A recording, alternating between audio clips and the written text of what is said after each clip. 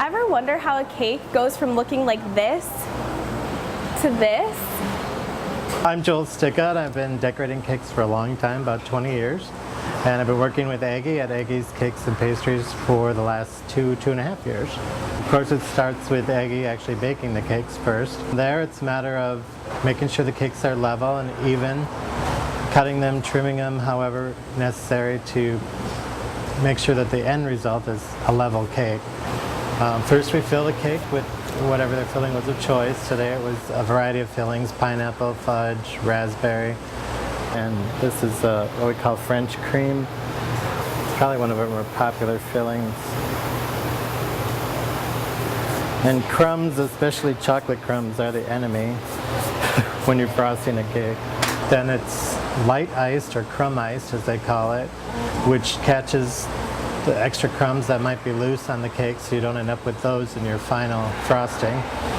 And also seals in the filling so that doesn't seep out into the side of the cake. Then I like to chill the cake a little bit. That sets everything up really nice. Aggie makes her own buttercream. It's a recipe that she's used for quite a while. It basically is a white buttercream to start with. Wedding cakes today aren't necessarily all white. The brides like to, influence it with a little color, and that's how we can do it. Then we put the finished coat of frosting on. I try not to get it too thick. Basically, it's going to end up whatever the distance was from the edge of the board to the cake itself. Probably about 1/8 of an inch at the most. And then I'll use the bottom edge of that board, try and get it perpendicular, and bring it around.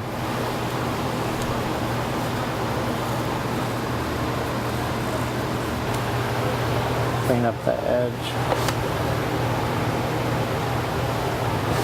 In a stacked cake, we insert wooden sticks or dowels into the cake so that the cake that's on top of it actually rests on the dowels and not on the cake below it. Cake below it obviously is just too soft for that. So it's kind of a little infrastructure inside the cake. Cake is decorated, however, the bride and groom have chosen.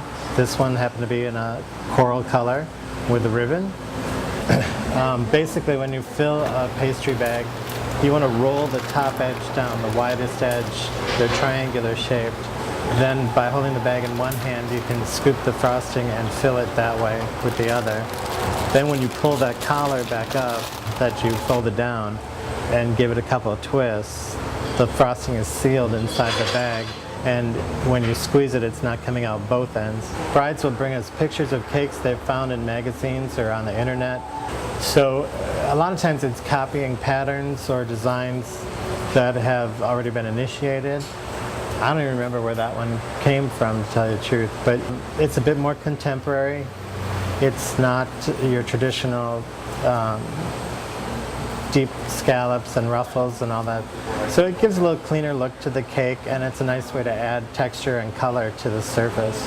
It's funny, but we have weekends where, like last weekend, every cake had polka dots. And the weekend before that, every cake had the swirl pattern. And so it can get to be a little tedious that way.